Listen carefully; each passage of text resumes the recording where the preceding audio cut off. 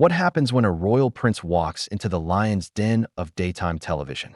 You won't believe what unfolds when Prince Harry faces off against the View's most controversial hosts in what can only be described as one of the most explosive confrontations in talk show history. Before we get into this incredible story, make sure you hit that subscribe button and drop a comment below because you're not going to believe what unfolds. The atmosphere in the View studio was electric with tension from the moment Prince Harry stepped onto the set. What was supposed to be a routine promotional appearance for his latest charitable initiative quickly transformed into a battlefield of accusations, personal attacks, and raw emotion that left viewers stunned and the production crew scrambling. It started innocently enough. Harry entered the studio with his characteristic smile, waving to the audience who erupted in applause. He took his seat at the curved table, positioned directly across from the panel of hosts who had been whispering among themselves moments before cameras rolled. The energy felt different today, charged with an undercurrent of hostility that veteran viewers of the show would later describe as unprecedented. Whoopi Goldberg opened the segment with what appeared to be standard pleasantries, but her tone carried an edge that immediately put Harry on guard. "Prince Harry, thank you for joining us today. I have to say, it's quite something to see you here in New York while your family deals with yet another crisis back in London." The comment hung in the air like a loaded weapon, and Harry's smile faltered slightly as he processed the deliberate provocation.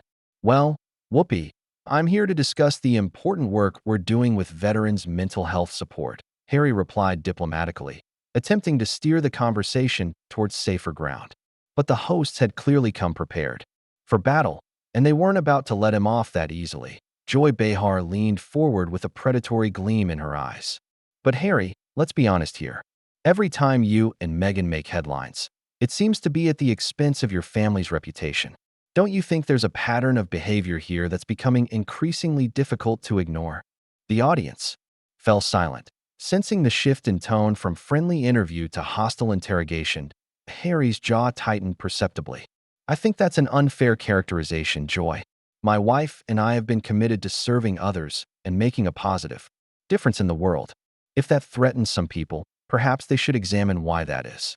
His voice remained controlled, but those who knew him well could detect the warning signs of rising anger. Sunny Hostin jumped in with surgical precision.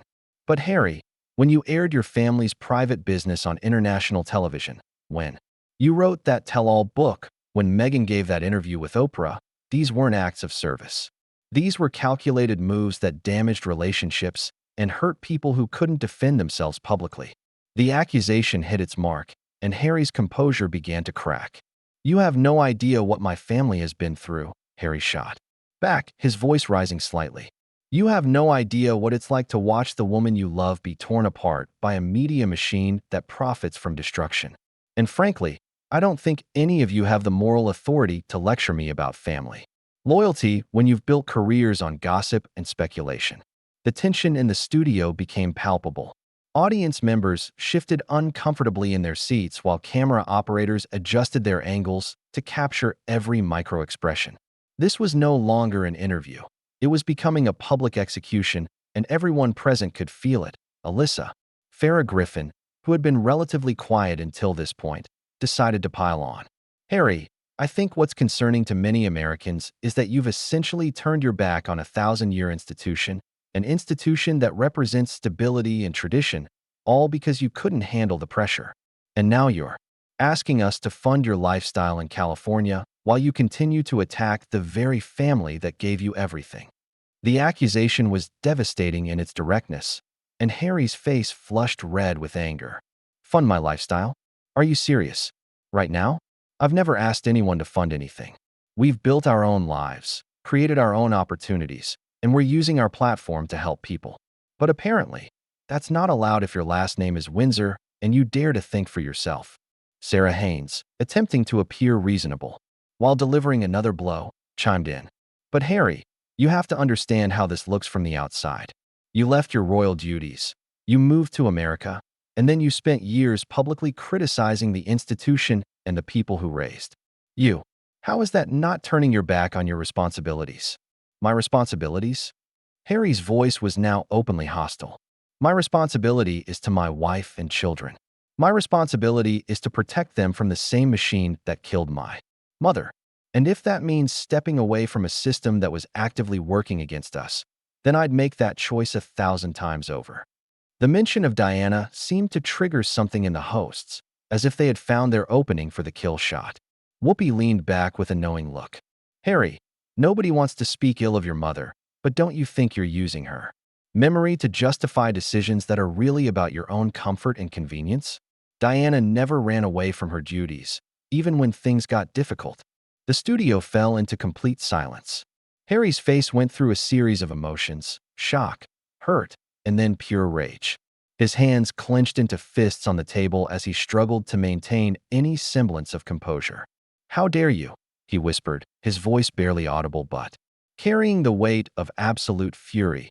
Joy, emboldened by Harry's visible distress, pressed forward with ruthless efficiency. And let's talk about Megan for a moment. This is a woman who knew exactly what she was getting into when she married you.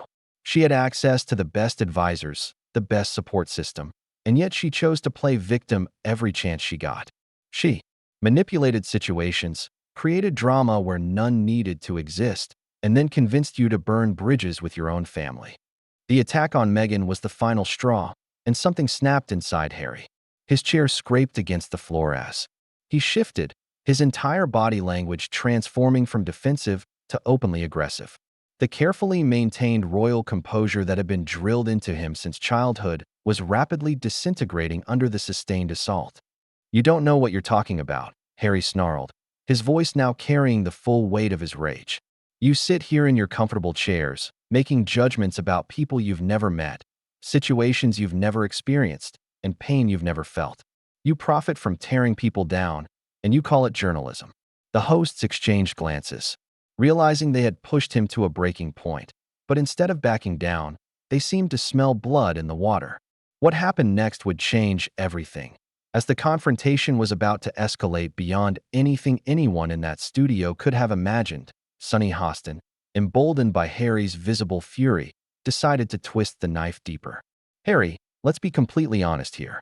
Meghan saw an opportunity to become a princess, took it, and then when she realized the actual work involved, she manipulated you into leaving everything behind.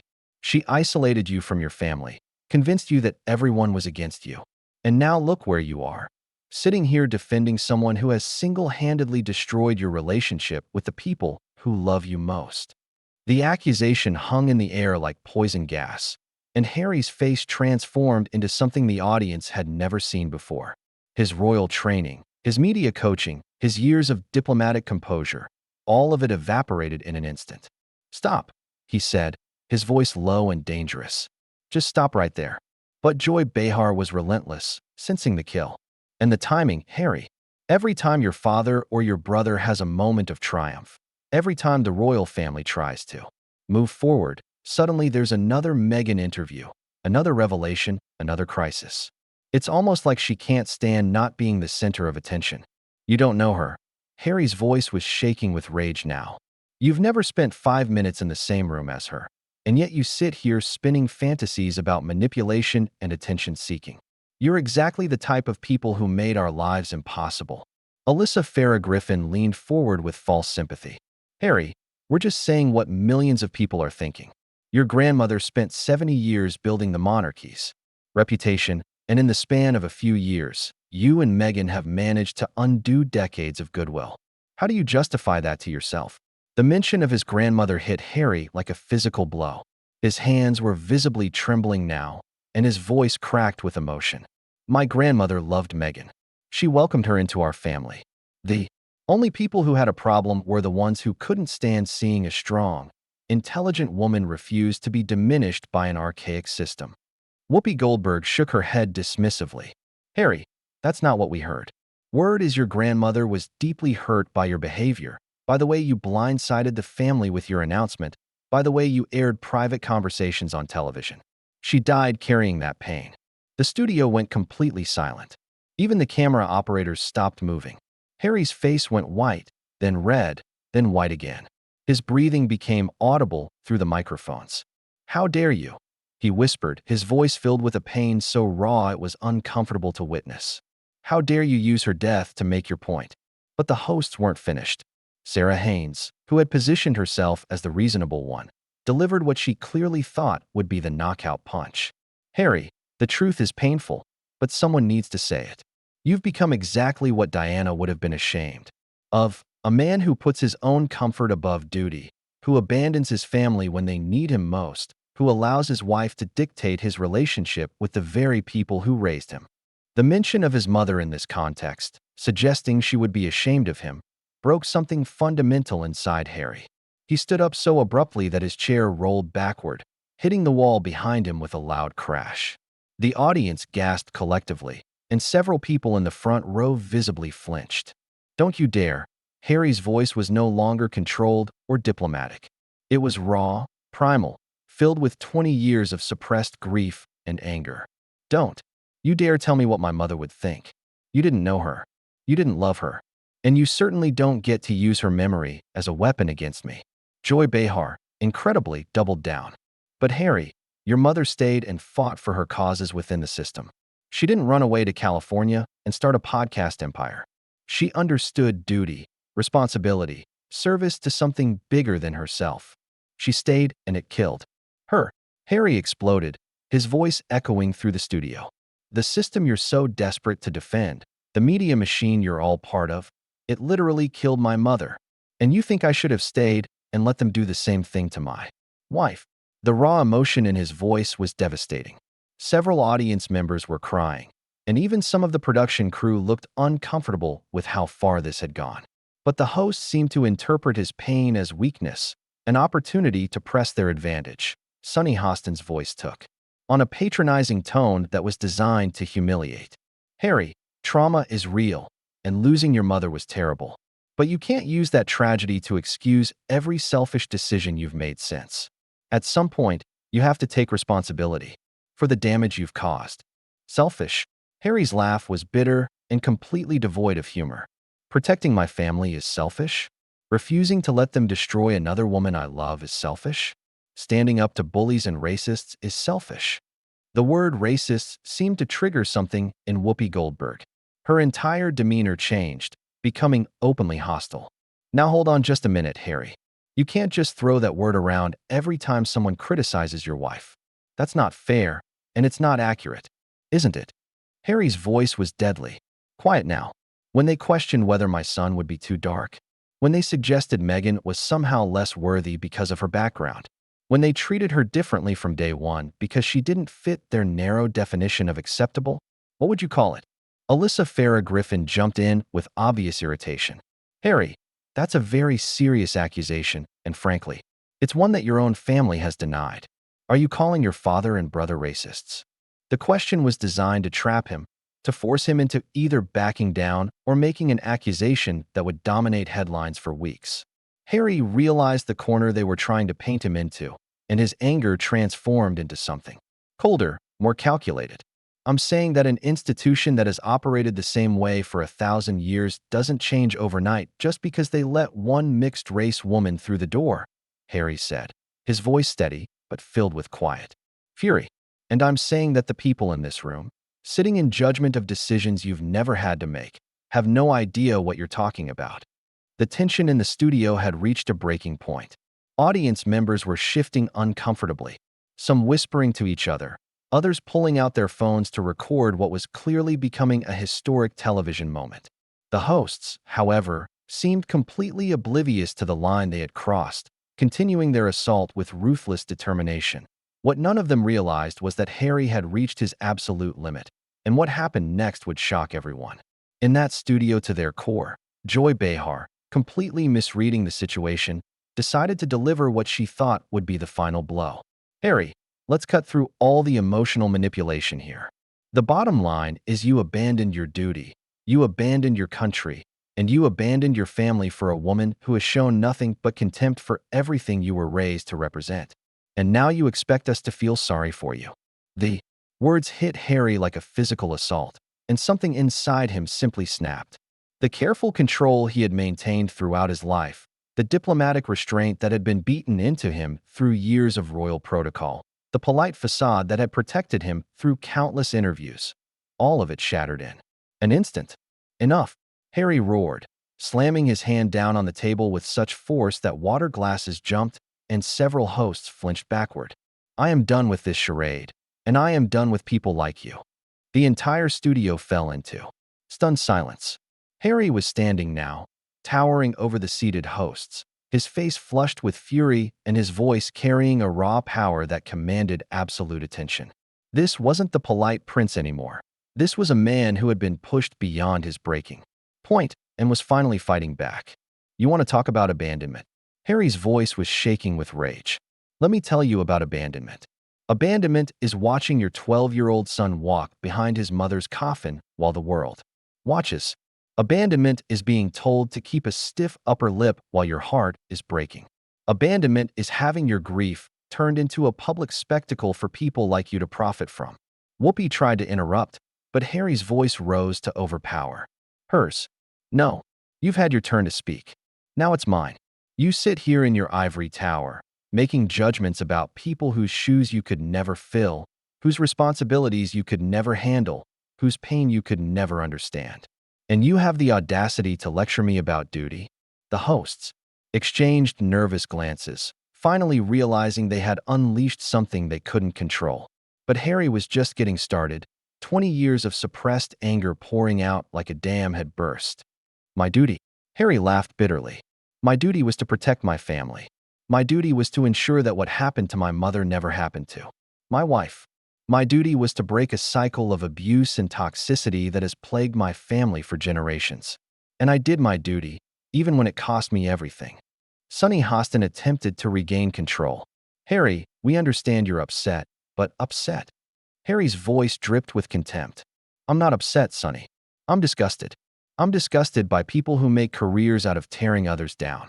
I'm disgusted by a media system that profits from human misery.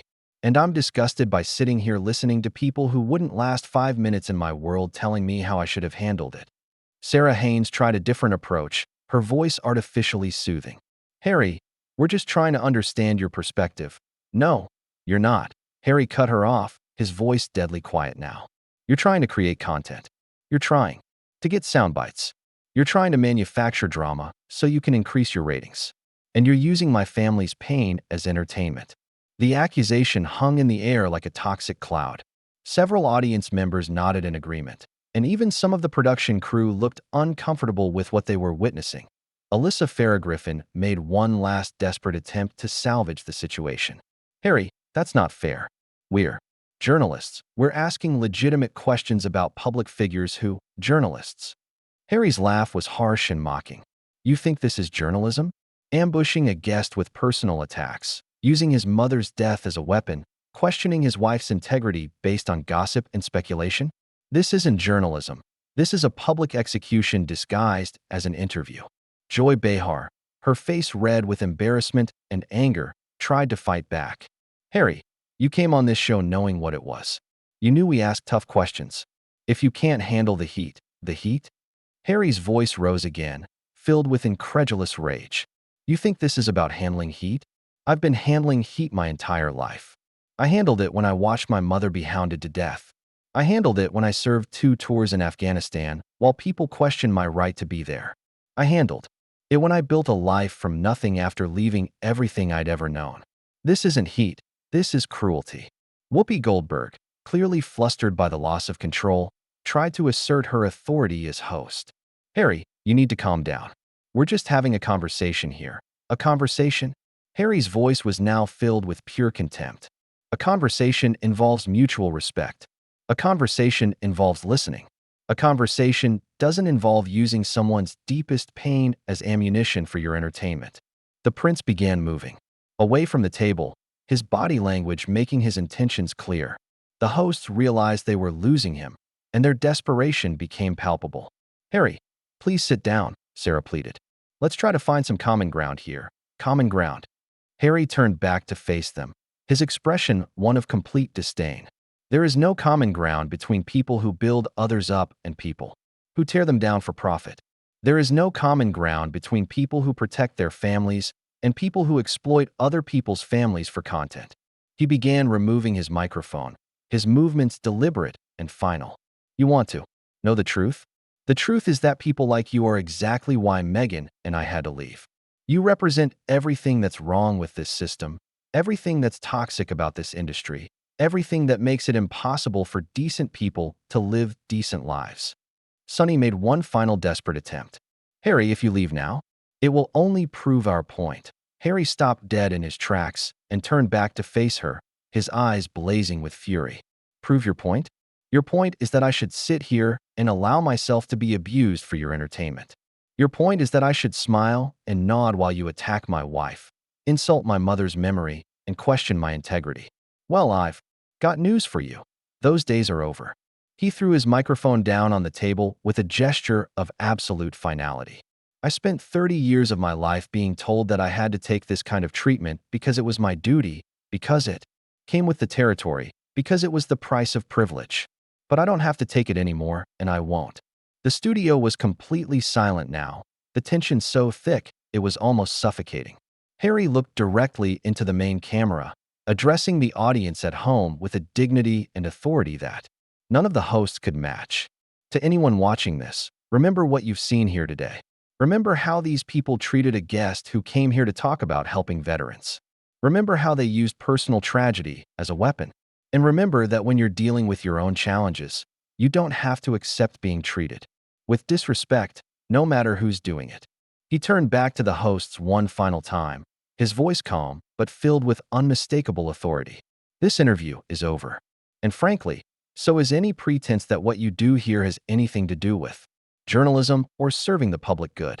With that, Prince Harry walked off the set with his head held high, leaving behind a panel of hosts who sat in stunned silence, an audience that burst into spontaneous applause, and a television moment that would be talked about for years to come.